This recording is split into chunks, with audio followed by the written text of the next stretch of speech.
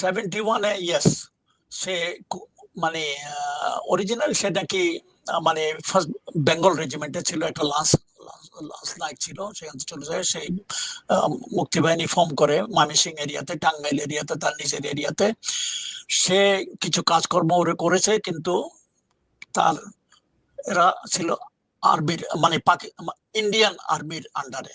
তাকে ট্রেনিং মেনিং তার পরিচালনা সবকিছু ইন্ডিয়ায় কিন্তু দিত।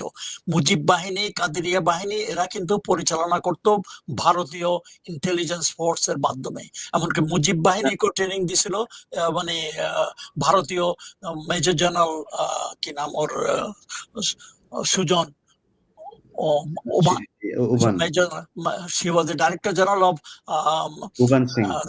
উবান সিং। সেই এসব ট্রেনিং দিয়ে এসব তারাই করেছে, এবং তারা কিন্তু মুজিবনগরের মুক্তি বাহিনীর থেকে ইন্ডিপেন্ডেন্ট ছিল, তারা ইন্ডিপেন্ডেন্টলি কাজ করতেছিল।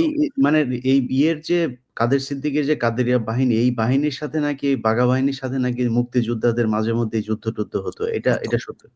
যুদ্ধ হতো কিনা জানি না, একটা তাদের মধ্যে একটা ক্ল্যাশ ছিল, কারণ তারা ইন্ডিপেন্ডেন্টলি, তারা মুজিবনগর থেকে অর্ডার নিত না, তারা নিজেরাই কি করতো তারা নিজেরাই জানে।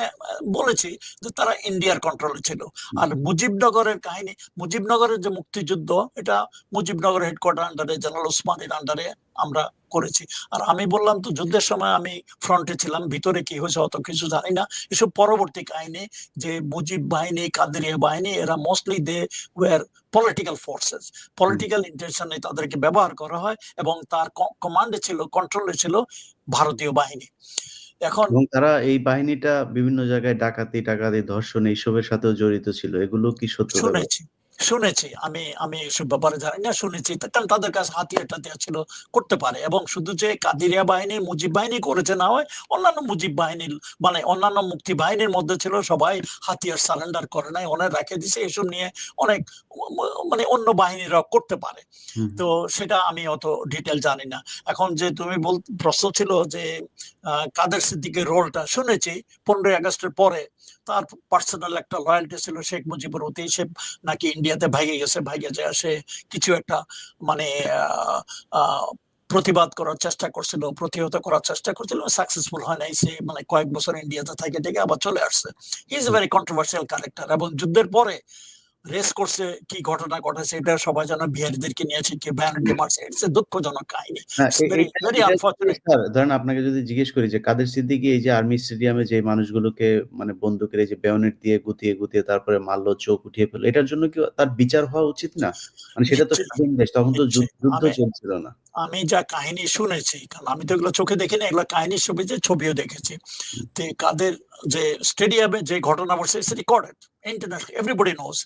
আমি শুনেছি কাদের সিদ্দিকী নাকি সাথে সাথে, তখনও কিন্তু মুজিবনগরের সরকার ঢাকায় আসে নাই, তাজউদ্দিন তখনও কলকাতায়, সে নাকি কলকাতায় ছুটে যায়।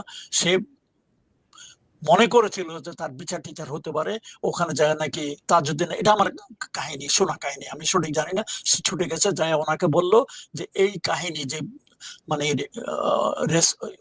স্টেডিয়ামে যে ঘটনা ঘটেছে, এটা যেন জনসম্মুখে না আসে, এবং এটা যেন কোনো বিচার টিচার না ঘটে, নাহলে কিন্তু আমার আন্ডারে এখনো অনেক সৈন্য সামন্ত আছে, আমি গন্ডগোল করতে পারি। চিন্তা করো তখনকার সিচুয়েশন বাংলাদেশে ফ্লুইড, এখনো কোন দিকে ঘটনার মোড় নেয় বলা মুশকিল।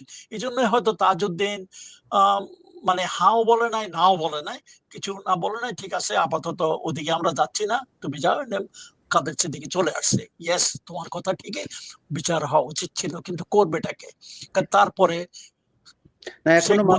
এখনো মামলা হওয়ার সুযোগ আছে সেটা। ইয়েস, এখনো আছে যদি ইনভেস্টিগেশন ঠিক মতো করা হয়।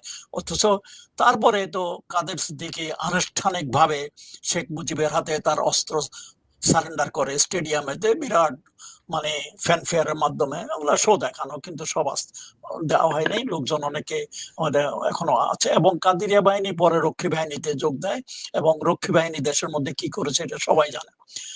তারপরে এবং ইয়েকে মানে কাদের সিদ্দিকীকে তোমরা জানো টাঙ্গাইলের গভর্নরও বানানো হয়েছিল বাকশালের আন্ডারে, আনফরচুনেটলি সেটা তো আর হয়নি।